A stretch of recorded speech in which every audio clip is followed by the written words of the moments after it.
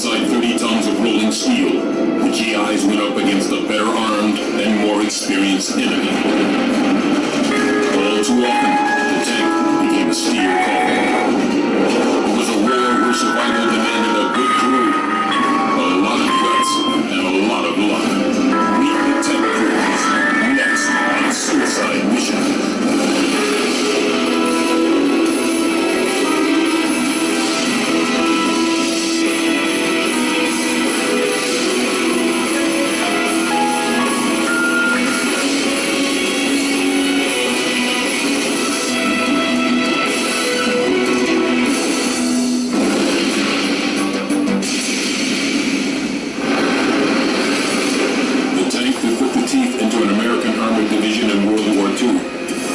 Officially as medium tank M4.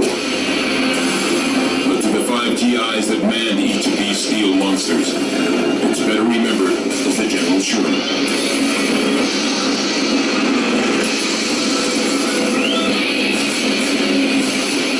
The crews hoped that their Sherman would live up to its Civil War namesake, cut a path through hostile territory, and leave in its wake a defeated enemy. Sherman was conceived not too many years earlier, before America was even at war, as a weapon intended to help the infantry out of a tight spot. It was supposed to roll in and blast away at machine gun nests, enemy troops, and other soft targets. But on the battlefields of Europe, the Sherman was forced to take on a much deadlier job, shooting it out point blank with enemy tanks.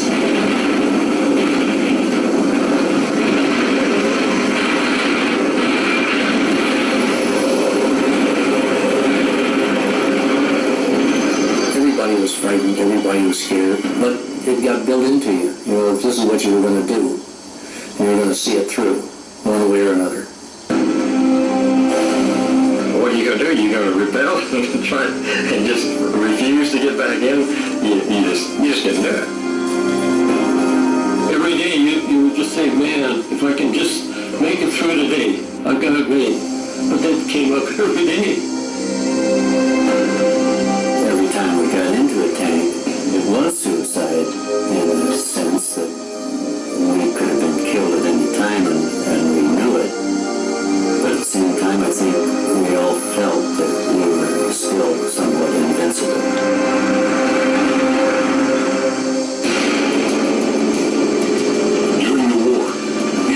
Army fielded 16 different armored divisions. They were outfitted with a mix of 2 types of tanks. A small tank named the General Stewart and a heavier Sherman tank. Only 2 of those 16 divisions, the 2nd and the 3rd, were designated as heavy armored divisions, meaning that their regiments were equipped primarily with Shermans. A heavy armored division was made up of 3 regiments, 2 armored regiments, and a regiment of mechanized infantry, plus field artillery, medical staff, supply people, signals people, reconnaissance units, combat engineers, and a maintenance battalion. Altogether nearly 14,000 men. Placed bumper to bumper, their vehicles would stretch for almost 10 miles. But a heavy armored division's combat power, its reason for being, was its 232 Sherman tanks. The 3rd Armored Division had been formed back in the spring of 1941. In camps across the United States, the men spent almost 2 years learning the technology and the tactics of armored warfare, and how to work together as a team. Once in England, they trained for 10 more months and prepared themselves for the invasion of Europe.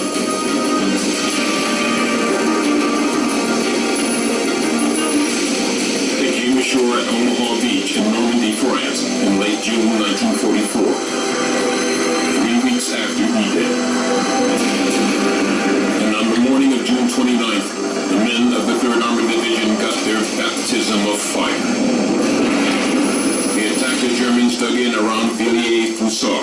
a small village in the French hedgerow country. With a dense tangle of trees and narrow roads, the American tankers came face to face with the big German tanks with guns described by one GI, the size of telephone poles.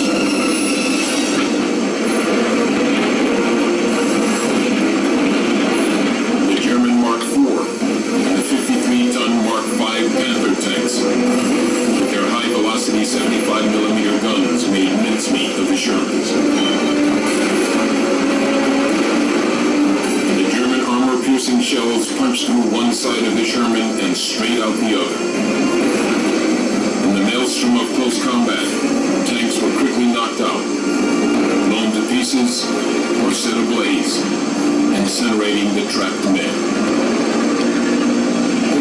An intense artillery barrage forced the German defenders into retreat, and the Americans won the battle, but the tankers had suffered a terrific beating. Milton Cooper was a 25-year-old ordnance officer in the 3rd Armored Division, tasked with recovering and replacing the battle-damaged tanks. All morning long, they started bringing these tanks with broken and twisted bodies inside, and I was absolutely devastated. I thought, Cooper, how the hell are we going to win this war? The Germans are shooting the hell out of these tanks. I mean, that's the first time I seriously doubted if we could win this war. The Germans were just devastating us. They were just slaughtering us right and left. At the end of its first day of the war, the 3rd Armored Division had lost 351 men and 31 tanks. The relentless power of the German tanks had caught the American crews off guard. They were clearly outgunned by the panzers of Hitler's Third Reich. I was frightened. I was terrified. Sometimes I cried. Sometimes I prayed. It really got to me. I was mad too. I couldn't see how in the world the American army could put our soldiers on the field of battle with those ropes of good tank. And I just didn't know how we were going to get through the war. I was angry at people that I didn't know who they were, but it was people who I had expected would, with the ability of American resources, build the best tank in the world. The American tankers had learned an unexpected lesson. Their Sherman was not the best tank, as they had been led to believe.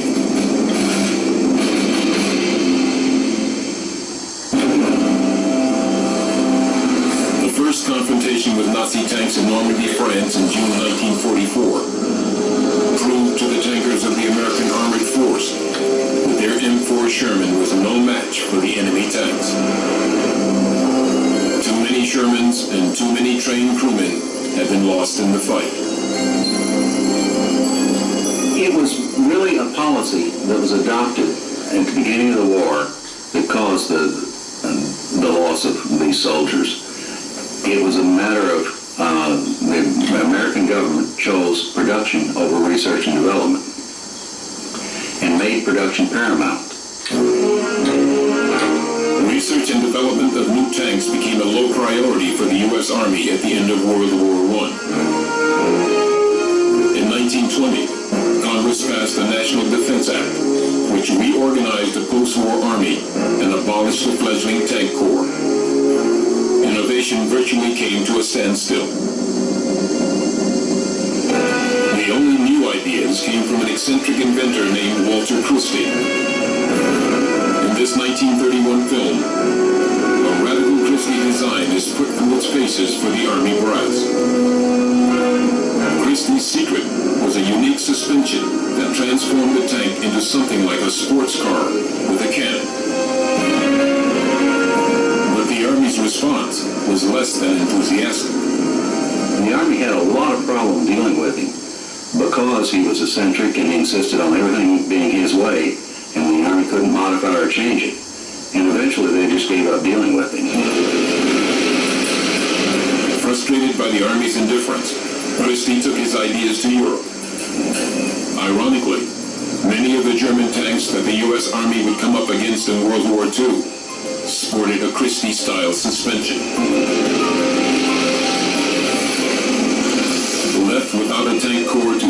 revolutionized the development of armored fighting vehicles. The infantry and the cavalry branches designed their own tanks.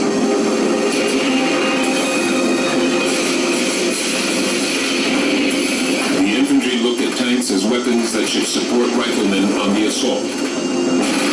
They needed to be maneuverable and pack a lot of firepower. In 1939, the infantry settled on a tank called the M2 Medium.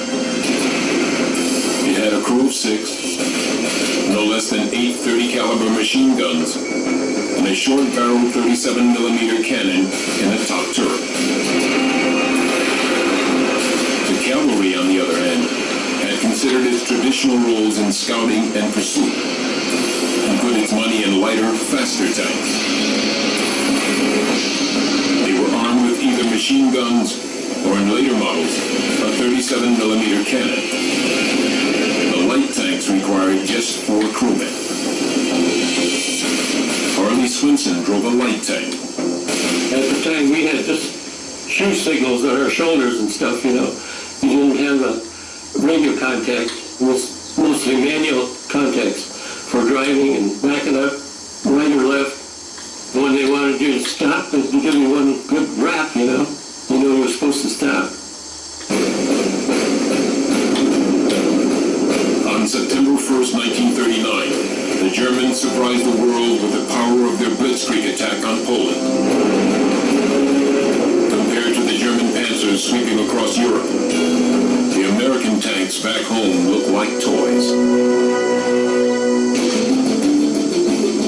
On July 10, 1940, the Army created the Armored Force and immediately began to play catch-up. Army planners needed a new tank, and fast. Tank builders at Chrysler wanted to replace the small 37mm of the M2 Medium with a larger 75mm cannon already in the inventory.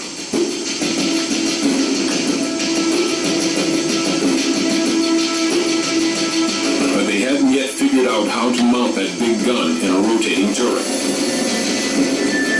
So they kept the 37mm gun in the top turret and mounted the larger 75 in a sponson on the side of the tank.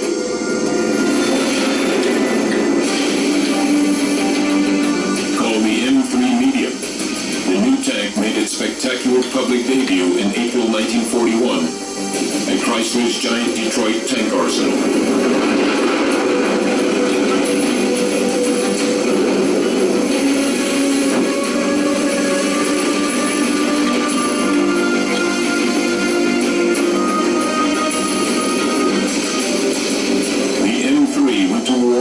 And U.S. armies fighting the Germans in North Africa. They found that since the 75mm gun had a very limited traverse, it was difficult to aim. The whole vehicle had to be moved to align the gun on a target, and that cost precious time in the heat of battle. But the M3 was only a stopgap. Before it was even in combat, the Army Ordnance Department was working on a new tank with a 75mm gun in a top turret. A turret that could traverse 360 degrees. In October 1941, this design was standardized as medium tank M4 and would become known as the Sherman. The first Sherman rolled off the assembly line in February 1942. Soon, tanks would be coming off the line at a rate of 2,000 a month. Chrysler's Detroit tank arsenal was the major builder of the tank, but other manufacturers like the American Locomotive Company, Ford, and the Pullman Car Company also built Shermans. The Sherman had a 5-man crew. The driver and an assistant driver worked in the hull. The loader, the gunner, and the commander worked in the turret.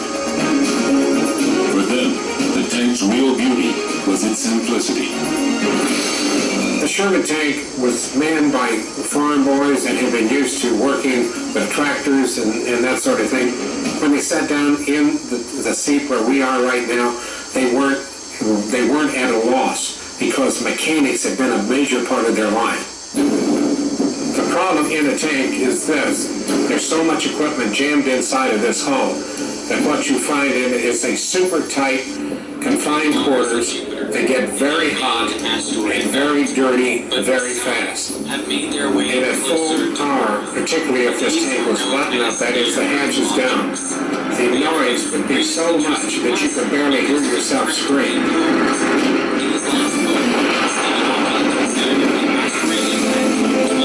The first Shermans out of the factory were shipped overseas to outfit British armor units fighting the Germans in North Africa. In their first combat in September 1942, the British knocked out some enemy tanks and lost a couple of Shermans. The fight ended more or less in a draw. The first Shermans in U.S. hands met the enemy in Tunisia on December 6, 1942. A company of 5 tanks from the 2nd Armored Division attacked German tanks and anti-tank gun positions. All 5 Shermans were destroyed. By the time the U.S. Army was fighting the Germans in Sicily and Italy, it was clear the M4 Sherman was outclassed. The 75mm cannon had a low muzzle velocity. The speed at which the shell left the barrel was too slow to punch a hole in the thick German armor. The men shared stories of watching their shells harmlessly bounce off Nazi tanks. The German guns, however, with their higher muzzle velocity, easily riddled the Shermans. With a weak gun and thin armor, the Sherman was a death trap.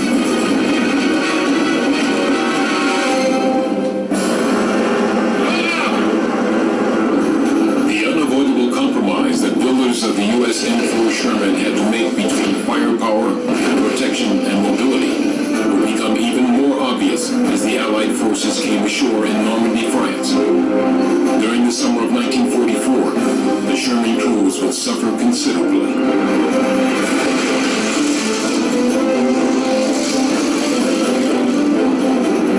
The French farm country, just inland from the D-Day invasion beaches, was a patchwork of small fields bordered by dense mounds of dirt, roots, and trees. These so-called hedgerows made perfect hiding places for the German defenders. Their weapon of choice was the Panzerfaust. This German invention fired a warhead called a shaped charge.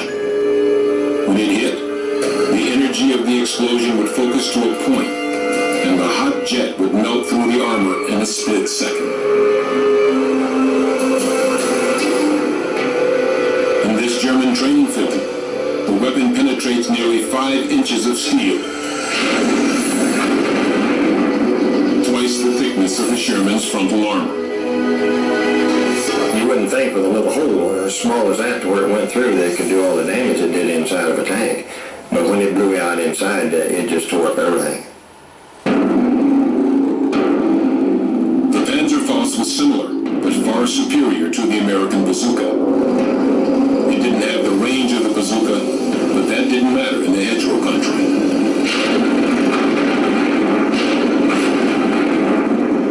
But the most lethal anti-tank weapons in Normandy were the German Panther tanks with their high-velocity 75mm guns and the bigger Tiger tanks with 88s. The Germans with their 88s could pierce the front armor here if it hit at the right angle, travel through the compartment, and right out the back. July 11, 1944 was one of the most critical days in the Battle of Normandy. The Germans launched a massive counterattack near the town of St. Lo. German tanks from the 3rd Armored Division moved forward to repel the onslaught. The American tankers soon found themselves overwhelmed. Walter Stitt was 20 years old and a gunner. The lieutenant came over, ordered the tank commander to get out of the tank, said he was going to take over. And found out later the lieutenant had already lost 2 tanks that day, and this was his 3rd tank. And so he got in, and we were sitting still, and all of a sudden the platoon sergeant started yelling over the phone, said, "Lieutenant, they're shooting at you, back up, back up." Then the sergeant got him again and said, "Lieutenant, back up, back up." And I looked and he just was paralyzed. And he reached over and he grabbed his mic button and pushed the button and said, "Driver, back up." And bang, just like that was hit, and the shell hit right in front of the gunner and killed the gunner and the tank commander both. And of course then survival gets in. He said, "I gotta get out of here and get out of here fast, because if they hit me once, they'll get me again." Chuck Miller was also 20 and a loader. This too was his first experience in combat. His commander and gunner were killed by a direct hit almost immediately. You shouldn't, but you just leave it all there for a minute there. You just don't know what's going on, and all you can think about is getting out of the tank.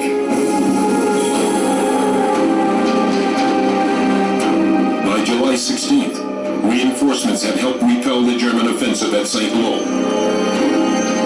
By then, the division had lost 87 tanks.